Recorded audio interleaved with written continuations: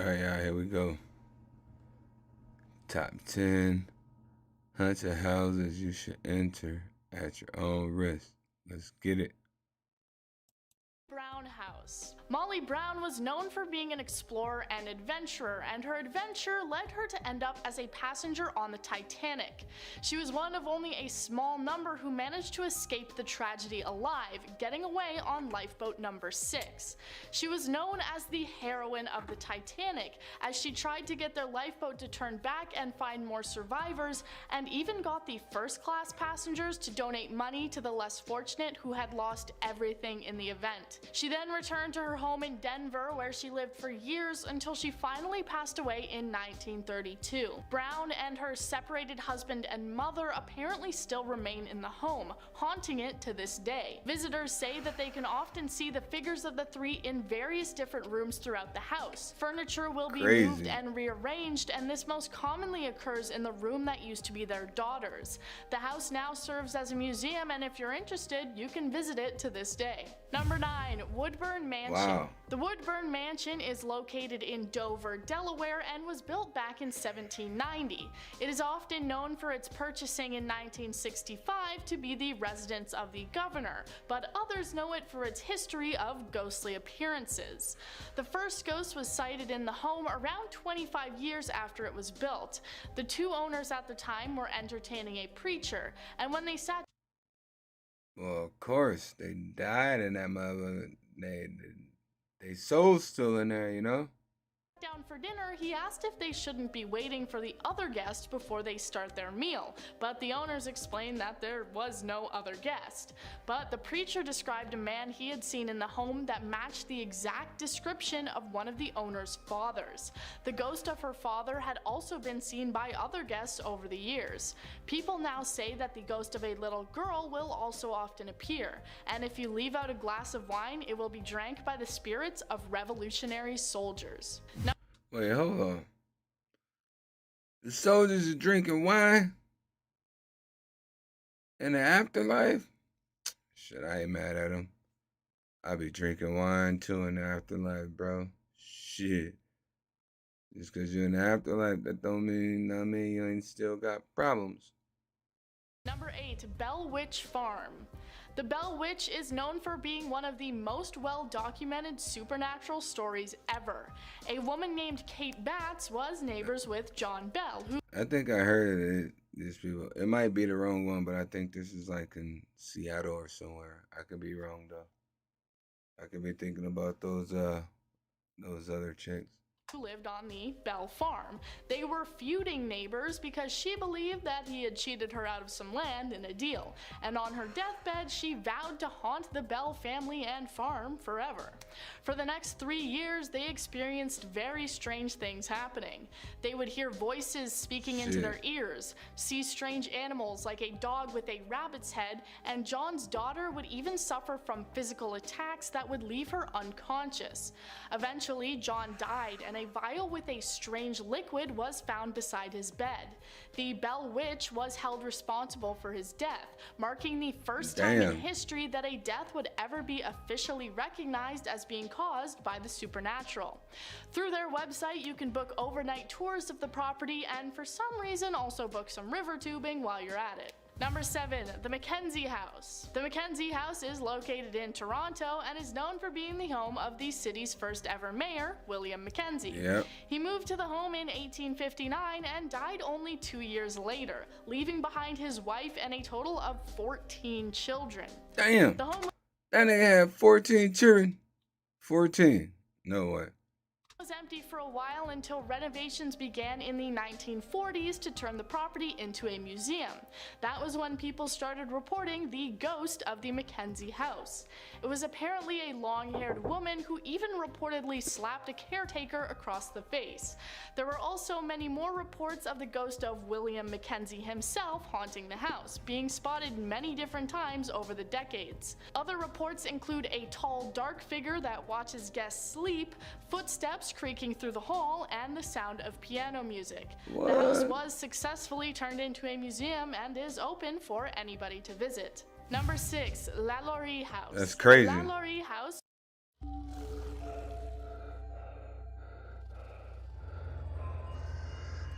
was famously reimagined in American Horror Story Coven, Kathy Bates playing Madame Delphine Lalaurie. The woman was a real-life socialite turned serial killer. She had a chamber in her home where she would dispose of her victims between 1831 and 1834, but responders to a fire would eventually uncover— Yeah, that's the first time we got an ad playing while we're streaming. You know what I mean? That's crazy. Her dark secret.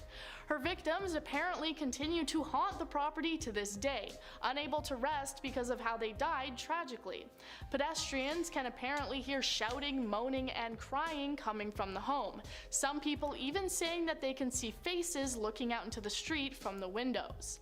Despite its history, the house has managed to maintain a place on the market, even being owned by Nicolas Cage until 2009, and it's now apparently owned by a wealthy oil tycoon. Number 5, Franklin Castle. Nicolas Cage said, "I'm the fuck out of here." Known as one of the most haunted destinations in Ohio, having been built in 1865 for the Tiedemann family.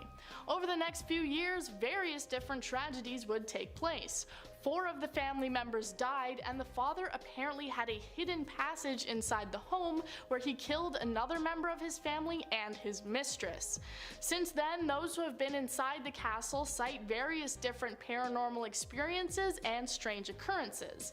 In the tower window, there is apparently a woman in black who will stand there looking out at passersby. Shit. There are also reports of crying children, doors flying off hinges, and lights spinning. You can also apparently hear footsteps inside the home, even if you're alone, and if you leave something on a floor or a table, it will be moved to a different spot. Human remains were also once found. See, me and the ghost, we had to get down, bro. We had to get out. They moving my shit, bro. We'll definitely have to get out. Sorry, chat. Bro worked all night, bro. Tired. But we gotta stick to it. Found inside the home in the 1970s, though it was never confirmed whether or not they were real. Number 4, Joshua Ward House. The Joshua Ward House was built in Salem in 1784, Salem being known as one of— See, I heard about this Ward House in Salem, Oregon. I don't remember the whole little story on it, so I'm about to get hooked back up on game. The most haunted cities in the world due to the witch trials that took place there. The home was built by Joshua Ward. See, that's what I thought, not the last one, but the one before that one. That's what I thought they was talking about, this one right here.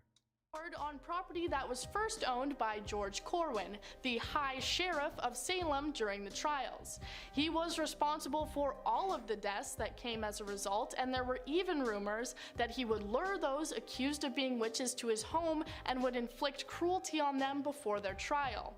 Many times after a witch was found guilty, George would go to their home and steal their belongings, an action that would eventually end up with him being arrested. After he died, he was buried in the basement of the home, and as a result apparently haunts it to this day. People report the feeling of being choked, apparently by George's spirit, and there are 2 others that haunt the home. Giles Corey, a man who was found guilty as being a warlock, and another unnamed witch. Number 3, the Myrtles Plantation. The Myrtles Plantation in St. Francisville is said to be one of the creepiest places in the South, and is even called one of the most haunted houses in America. The house was built in 1797, and since then apparently dozens of deaths have occurred in a variety of different ways, including illness, poisoning, and attacks. Yeah, see, once again, I would burn that joint down. That's just me. I would burn that joint down to the ground, bro. It'll go bye-bye real quick. Visitors and those who have lived in the home have reported many strange events taking place within the house. A few of the reported paranormal events include jewelry disappearing, furniture moving on its own, a grand piano playing itself, mysterious I'm definitely out. disappearing objects, and seeing former house residents standing behind you in mirrors. In the 70s, when it was purchased by the Myers family, there were numerous reports and even photos of the spirit of a young girl haunting the property. Now it stands as Zach a bed Bagans. and breakfast, popular with those chasing the paranormal, and you can receive tours late at night. Number 2, the Winchester Mystery House. Of course they gonna show a picture with Zach Bagans on there, boy. That dude go to anything fucking creepy, dude. He don't care. This one is probably the most popular and well-known on this list. The Winchester Mystery House was built in San Jose, California, and is said to be haunted by the ghosts of everyone who was killed by a Winchester weapon. Sarah Winchester lived in the home after the death of her husband, the founder, and was tormented by the spirits of everyone who had died. So she started adding rooms to the home to make room for and confuse the restless spirits. Over time, the home became a labyrinth with I remember hearing about features, this one. Including stairs that led to nowhere. That shit was crazy, bro. I couldn't live in the house. I would have went crazy. Not only, I mean, you got paranormal in there, but now you're building shit to confuse them. Stairs that lead to nowhere. I mean, crazy, bro. Halls to nowhere, cut-off staircases, and sloping floors. The house now apparently has 10,000 windows, 2,000 doors, 47 fireplaces, 40 staircases, 13 bathrooms, and 9 she kitchens. was really trying to confuse Sarah that. Winchester God died damn. in 1922, and the home is now host to tours for anyone who wishes to go in search of evidence of the many ghosts within the walls. Number 1, the Whaley House. In the year I remember the 1852, Whaley a House. man named James Robinson, also known as Yankee Jim, was sentenced to death for the crime of grand larceny or theft. Years later, a couple named Thomas and Anna Whaley built a house on the exact spot where Yankee Jim had passed away. As a result, the home apparently became haunted by his restless spirit. His footsteps were apparently able to be heard throughout the house. As years went on, though, more ghosts came to inhabit the property, including Mr. and Mrs. Whaley after they had passed away, along with their dog. All their ghosts have been reported as being sighted within the home. The sightings and paranormal events apparently became so overwhelming that in the 1960s, the U.S. Commerce Department classed the house as officially haunted. It is now a museum that offers nighttime tours to those who are interested in potentially catching a glimpse of the ghosts. Number 10. Nakagasuku Hotel. In 1975, a World Fair was planned to be held on the island of Okinawa, commemorating the American return of the island to Japan 3 years prior. Located on the Motobu Peninsula, this was a high-profile event to be sure, and one businessman from the capital of Naha saw a great opportunity for profit. The businessman chose to build the hotel with an excellent view of the Pacific Ocean and East Chinese Sea, and, however, construction was immediately hindered by warnings from monks that the land they were building on was supposedly the home to a great deal of sacred locations and burial grounds. These warnings were ignored, but as accidents during construction began to increase, progress was halted as the workers began to fear that the build itself was cursed. In an attempt to encourage the workers to return to their job, I would have stopped. the businessman made a show of living on the that shit. premises until I would the have stopped project building was it for finished. sure. 3 nights later, the man lost his mind and disappeared. Do you think that you could stay for more than 3 days? It's pretty beautiful, so long as you don't mind the angry ghosts and demons. Number 10. The Lizzie Borden House. A bed and breakfast located at 230 2nd Street is home to one of America's most haunted and mysterious homes. The Lizzie Borden House gets its reputation from the unsolved murder of the Lizzie Borden House, man, that house is turned the hell up with activity, boy. For real. Lizzie Borden in 1892. She's one of the most infamous true crime figures, known for killing her father and stepmother with a hatchet. There's a twisted rhyme about this incident, but I'm not gonna sing it here. I'm not getting cursed on YouTube. So on August 4th, 1892, Lizzie's stepmother of 27 years was struck 19 times while her father, Andrew, was hit 11. Although Lizzie Borden was acquitted and found not guilty, the dark history draws in crowds every night for... She smacked their ass with that axe right there, bro. Y'all see that axe on that couch right there? Miss Borden went crazy, bro. its its nightly tour of the premises. The Lizzie Borden room, the infamous room where these horrors took place, is requested the most for paranormal overnighters. Some 1408. Hey girl, Yes, ma'am. do you have a phone? Yeah, what about it? Give her 30 free draws. Wait, stuff. Would you do this? Who does this? And it's not like you can just, enjoy a lovely all-inclusive breakfast, but there's also the nightly house ghost tour, the ghost hunt, and all of that, which attracts fans of horrors every night of the year. Number 8, the Chu Mansion. When Chu Jinshan and Chu Wei-king moved to I ain't never heard of this. Shanghai, they did what anyone would do with a suddenly gained fortune. Built a big old house smack dab in the middle of Shanghai and threw a bunch of animals inside. And not just any old animals, they kept tigers, crocodiles, and peacocks on the property, building a massive garden for their captive creatures to prey. Their that peacock fucking look cool.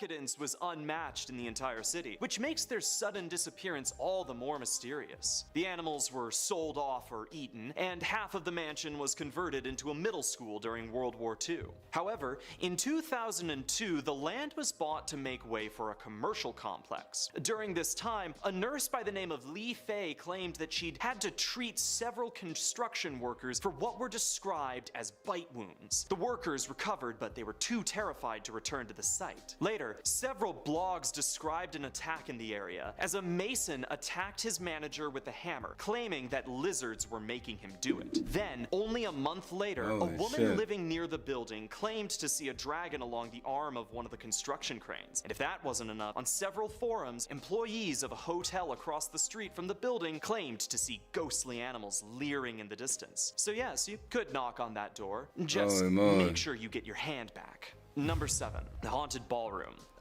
Now we're talking. This is one I for sure would want to check out. I would definitely walk in a haunted ballroom. The house, if you want to call it that, is a mansion/castle that was built between 1871 and 1887 for a New Zealand politician, William Larnack. McMansion like Castle. Disney castle, you have about a 3,000 square foot ballroom. Larnack gave his 21-year-old daughter a ballroom for her birthday. Here you go, Kate, now, go make a friend or two. Good luck. What would you want a ballroom for? It's just the worst gift. What happened to ponies? Well, Kate sadly passed away due to typhoid cancer, but the death doesn't get... Man, that dude looked like,